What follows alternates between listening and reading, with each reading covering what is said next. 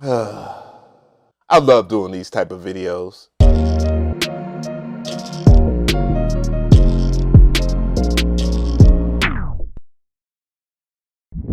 What is going on, guys? DJ Av here, and today we're going to talk about something that isn't really out yet, but we're going to do some theory. I don't know, just talk about what things that we will want from it while it's still brewing in the development department over there at Novation. Novation just released or just did a rollout for the Novation Circuit tracks, which is their second iteration to the Novation Circuit. One of the things that I had in question about it was, could it sample? And obviously the answer is no, but that is the purpose of the Novation Circuit Rhythm.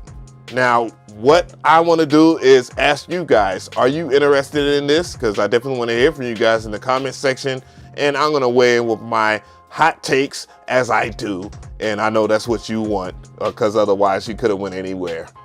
But you're here, and I appreciate it. Now, let's act a fool.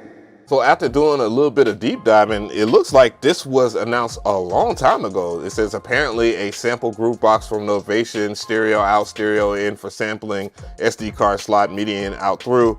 And it was on Electron Nuts or whatever this is. I'm pretty sure this is like the Electron forum and people were talking and stuff like that. But hey, we got the real deal here, and I have a link in the description box. And you can see the Circuit Rhythm looks much like the Novation Circuit tracks. You can see where you will have the quantize. We also can see tempo swing. We see clear. We see duplicate, save, project shift, mixer, and so forth. But again, what's the problem, guys? What is the problem? It doesn't have a dedicated undo button. Y'all boys gonna learn today. I see some pretty positive ends for it. Hopefully it won't be the same as like the Novation Circuit tracks, as I have just learned from one of the viewers that it's only a 2-bar loop maximum. And yeah, that's tough if that's the case. That means you're gonna definitely stay in single time to get the most out of the box here. But yeah, overall, you know, it just depends on its sampling capabilities. I'm just looking at it to see if it has like copy and paste, because that's going to be a huge thing if we're going to talk about it chopping up samples and stuff like that. And I do not see a copy and paste anywhere on here. Oh man. Oh boy. We're going to find out. Y'all gonna learn today. But yeah, so I'm just looking at the form factor and all the buttons and stuff like that. Of course, they made sure that they titled the parameters and not play that silly, goofy ass guessing game. The biggest thing that I like about it is definitely the mutate, because mutating samples, you never know what you can get. And I'm very curious about how that will work. But no copy button, I don't know, man. And no undo button, sheesh.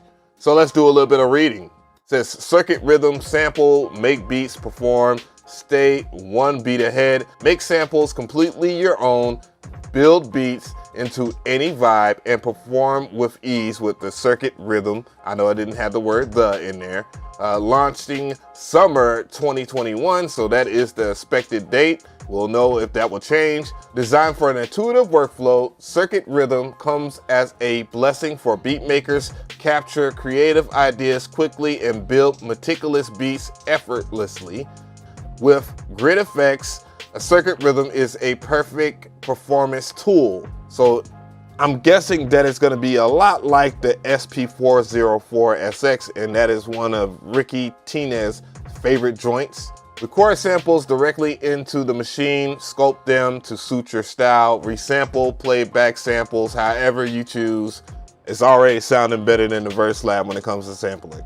But yeah, I definitely can see this being very strong in the effects department, and I think that would really make the Circuit Rhythm strong. And if it's like the SP404SX or something like that, I would expect the I/O to have some ends.